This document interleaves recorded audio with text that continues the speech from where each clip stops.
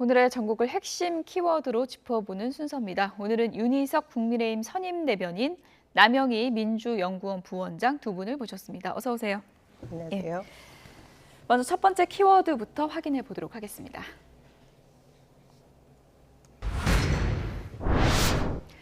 네, 김기현 2기 지도부 탄생했습니다. 키워드는 어떻게 될까요? 그래픽으로 준비했습니다. 네, 김기현 2기 키워드는 통합, 수도권이라고 합니다. 정책회의장에는 유이동 의원, 사무총장에 이만희 의원, 선임 대변인, 제 옆에 계시죠. 윤희석 당협위원장. 형광펜이라도 좀 이렇게 그어드려야 되는 건데. 예. 지명직 최고위원회 김예지 의원, 수석 대변인 박정아 의원, 여의도 연구원장 김성원 의원입니다.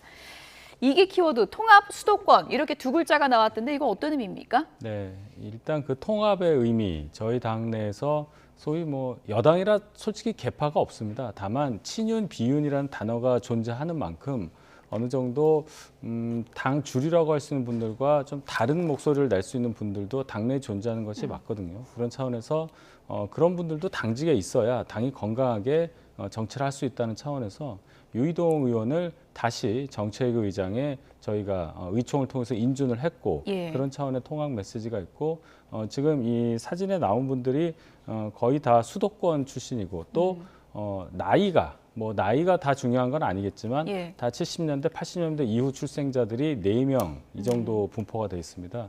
지난번에 지도부에 비해서는 연령도 많이 낮아졌다. 그런 차원으로 보면 지역적으로 수도권에 좀 많이 비중을 둔 것, 그리고 연령대가 낮아지면서 또한 통합도 가미하면서 일신하는 모습을 보인 김기현 2기 체제가 출범했다. 이렇게 요약할 수 있겠습니다. 예. 쓴소리도 좀 해야 될 것 같은데 지도부 이렇게 면면을 보면은 저기서 이제 제일 실권을 쥔 사람 하이라이트는 사무총장이라고 할 수 있는데 이만희 의원이 됐거든요. 이거 뭐 도로 영남당 아니냐 이런 비판도 큰 것 같습니다. 네, 그렇죠. 근데 우선 저는 이제 선임 대변인을 또 예. 맡게 되신 우리 윤희석 대변인님께 축하드린다는 말씀 먼저 드리고 싶고요. 예. 또 덕담이 또 오가니까 네. 기분이 좋네요. 예. 그 이후에 쓴소리를 좀 해야 될 것 같습니다. 말씀하신 대로 통합을 위해서 또 수도권을 안배를 했다 이런 말씀을 하시는데 지난 강서구청장 보궐선거의 본질을 보면 사실상 그 대통령실에서 대통령께서 후보를 다시 청구한 공천한 그런 선거였다라고 볼 수 있거든요. 그것에 17% 이상의 차이로 패배를 했으면 누군가는 크게 책임을 져야 되는 상황인데 대통령께서 직접 책임을 질 수는 없는 상황입니다. 그렇다고 하면 누가 보아도 김기현 대표의 책임을 가장 크게 볼 것인데 김기현 대표는 다시 유임이 된 상황이죠. 예. 그런 점에서 이후에 중요 당직의 인선이 바뀌었다고 해도 이 부분에 대해서 뭐 어떤 좋은 미사어구를 사용을 해도 국민들이 그렇게 공감하지는 못할 것 같다 이런 생각이 들고요.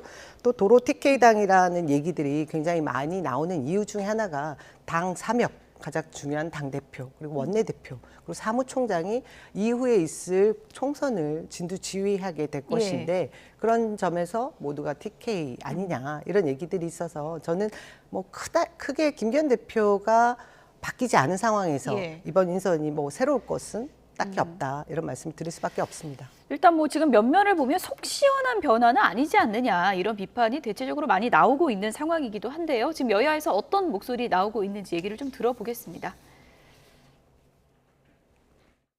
처음에 사무총장하고 뭐 이렇게 임명직 당직자 전원이 사퇴할 때 그래도 우리 당보다는 좀 낫구나 싶었는데 시즌2로 가고 TK 출신 대선 때 후보 수행 단장인가요? 그거 하셨던 뭐 그분을 또 사무총장으로 앉힌 거 보니까 뭐 저 당이나 우리 당이나 뭐 도끼 개끼이다.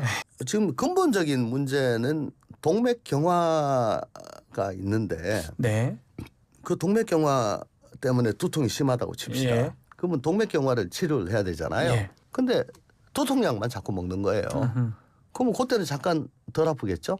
그럼 곧장 또 아픕니다. 이거 어떻게 하겠냐. 우리 당이 갖고 있는 굉장히 어려운 부분이 그 부분입니다.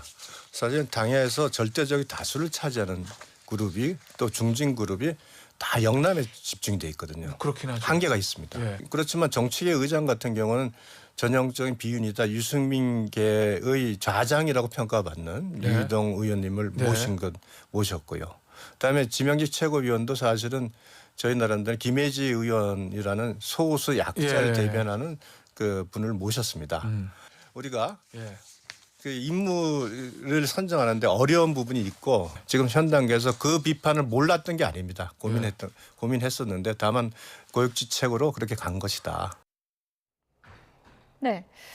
조홍천 의원이 이렇게 비유를 했습니다. 동맥경화인데 왜 두통약을 먹냐. 지금 처방이 잘못된 지도부 구성인 것 같다라고 비판을 했거든요. 어떻게 보시나요?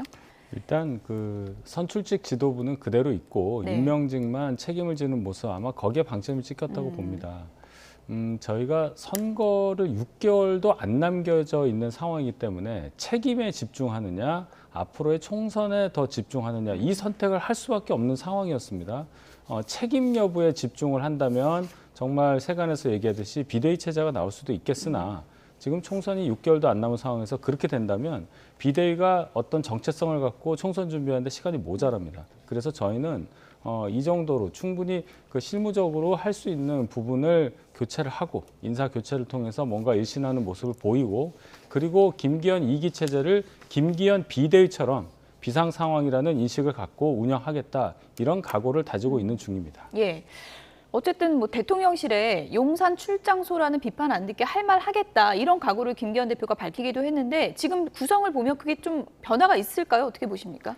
이게 사람의 문제도 있겠지만은 예. 결국 김기현 대표라든지 또 용산 대통령실의 인식이 바뀌는 게 중요한 거 아니겠습니까? 아무리 인선을 어떻게 뭐 수도권 위주로 한다고 해도 네. 결국 그 중요한 분들의 인식이 바뀌지 않는 한 상황은 똑같을 텐데요. 어제 김기현 대표도 분명히 그 부분을 얘기를 했고 그게 안 돼서 총선에서 패배하면 정계 은퇴한다는 말까지 했어요. 그 얘기는 정계 은퇴에 방점을 찍는 게 아니고 총선을 이기겠다는 절체절명의 본인의 과제를 더 강조한 거 아니겠습니까? 그러기 위해서는 더 소통이 잘 되고 건강한 관계라고 표현한 그 관계, 당, 정, 대가 수직적 관계가 아니라 수평적으로 소통하는 그런 관계를 하겠다. 이렇게 저는 읽었습니다. 예. 지도부 좀 바꿔보랬더니 왜 또 TK냐 이런 비판을 하니까 유상범 의원은 뭐 이렇게 또 얘기를 했습니다. 중진 의원 그룹 따지고 보면 거의 다 영남이어서 현실적인 한계가 있다는 부분인데요. 어떻게 생각하시나요?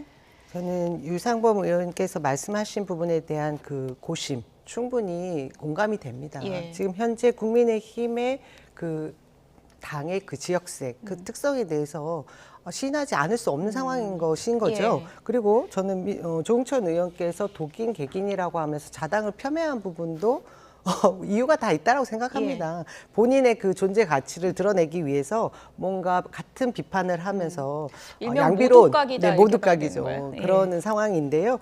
사실 제가 볼 때 이번 상황에 있어서 보궐선거의 패배에 있어서 진단을 어떻게 하느냐가 굉장히 중요하다라는 발언에 있어서는 두 분 다 공통점은 있죠.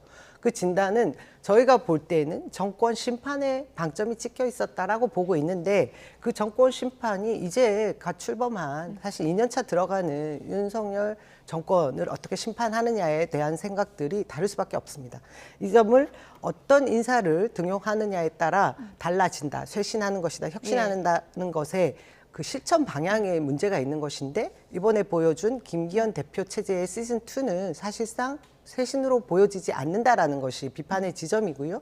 사실 그렇다고 해도 또 국민의힘의 사정을 볼 때에는 앞으로 다가올 총선을 대비한다고 하면 대통령께서 얘기한 차분한 선택, 차분한 변화를 갖는 것이 지금 예. 시점에는 또 바람직한 그런 부분이었다고 봅니다. 인선이 최종적으로 짜여지기까지 우여곡절도 좀 있었습니다. 조수진 최고위원이 휴대폰이 포착되면서 논란이 된 부분도 있는데요. 카톡 메시지 내용, 이런 내용이 있었습니다. 그래픽을 좀 보여주실까요? 예, 지금 이제 조수진 최고위원 휴대폰입니다. 저 안에 이제 글씨가 잘 안 보이시죠? 그래픽으로도 좀 보여주실까요? 네, 김기현 대표 쫓겨나겠네라는 글씨가 보이실 겁니다. 김성호 여의도연구원 부원장이 이제 이렇게 쓴 내용인데 그 위에를 보면 당직 인선표가 있고 저희가 앞서 그래픽으로 보여드렸던 거랑은 좀 다른 내용이 있습니다. 지금 박대출 의원 이름이 보이거든요. 사무총장에. 저게 이른바 뭐 초안입니까? 어떻게 이해해야 됩니까? 뭐 당직자가 당 사무처 직원이 조순희 최고위원에게 뭐 이런 방향인 듯 하다라고 아마 개인적으로 올린 그런 글 같아요. 저게 예. 뭐 초안이라는 게 인사에 있을 수가 있겠습니까? 가장 비밀스럽게 진행되는 일인데 예. 그런 어떤 의사소통 과정에서 뭔가 조수진 의원도 여의도연구원 부원장과 개인적으로 예. 의사소통하는 과정, 그 과정이 저렇게 찍히니까 마치 누군가가 의도를 갖고 예. 저렇게 공개한 거 아니냐. 왜냐하면 그 내용이 실제랑 다르니까 구구한 해석을 하는데 예. 이런 것조차 저에게는 부담이죠. 그래서 좀 안타까운 상황인데 누구의 의도가 있다고 저는 보지 않습니다. 예. 방금 이제 일부러 찍힌 건 아닙니까? 그는 저는 제가 저 자리를 알아요. 예. 조수진 의원 자리를 아는데 예. 정말 보여줬다 일부러 하는데 그런 각도가 나올 수가 없는데 참 어떻게 저게 찍혔는지 궁금할 정도고 제가 한 말씀만 드리면 저희 인선 내용에 대해서 비판하시는 점은 충분히 수긍을 합니다. 앞으로 어떻게 바뀌어야 되냐가 중요한데 윤재욱 원내대표가 언론과 인터뷰에서 아주 좋은 얘기를 했어요. 토끼와 거북이 얘기를 했는데 자 거북이를 의식하던 토끼는 결국 졌고 거북이는 목표 지점만 보고 갔더니 결국 이겼다. 저희는 지금까지 민주당, 상대인 민주당에만 너무 의식을 갖고 민주당만 생각한 게 아니냐. 그래서 심판이 목표 지점인 국민을 향해 가겠다. 이런 각오가 이제 지도부 내에 확실하게 각인돼 있다. 이런 말씀 드리겠습니다. 예, 카톡 메시 논란이 커지면서 김성호 여의도연구원 부원장 결국 뭐 사임을 했다고 지금 소식이 전해지고 있는데 저 카톡 내용 중에서 김기현 대표 쫓겨나겠네요. 저 한 줄이 상당히 많은 해석을 낳을 수 있는 대목이거든요. 어떻게 보셨습니까? 저도 근데 이런 내용을 가지고 뭐 민주연구원의 부원장이 사퇴까지 해야 되느냐 이런 생각이 들더라고요. 누구나 자신의 생각을 카톡으로 주고받을 수 있지 않습니까? 근데 이것이 언론에 노출되는 것을 조수진 최고가 사실 모를 뿐이 아니지 않습니까? 언론인이시기도 했고 예. 저 장면이 뭐 이렇게 찍혀서 나갈 수도 있을 상당히 거라는 민감한 것을 내용인데. 다 알 예. 수 있을 텐데 저런 상황이 벌어진 데 대한 책임을 아마 지신 것 같아요. 예, 근데 제가 보기에 이후에 이것이 크게 문제가 될 사안은 아니라고 봅니다. 어차피 박대출 사무총장이 되셨든 뭐 지금 이번에 이만희 사무총장이 되셨던 PK, TK 차이만 있을 뿐 크게 저희가 달라질 상황은 국민의힘 내부의 그 역학관계에서는 민감한 것은 저희가 볼 때는 없어 보인다. 제가 그런 하나만 생각이 바로 드네요. 잡을게요. 여의도연구원 부원장이 사퇴한 것은 예. 여의도연구원 원장이 교체됐기 때문에 자연스럽게 그래서 하신 사퇴한 거예요. 겁니다. 이것 때문에 사퇴한 건 아닙니까? 아니 그게 공교롭게 날이 그렇게 똑같은 시점이 날에서 그렇게 맞은 예, 건가요? 원장이 바뀌면 부원장도 예. 교체되는 거예요. 언론에서 좀 확대 해석을 한 부분이 있는 뭐 거군요. 공교롭게 그렇게 됐으니까 저희가 예. 설명을 해드려야 할 필요는 있을 것 같습니다. 예, 조수진 최고위원이 좀 죄책감이 들지 않을까 그런 생각도 했는데 그럴 필요는 없는 예, 상황이다. 뭐 그 정도는 아니라고 봅니다. 예, 그렇게 정리를 해주셨습니다.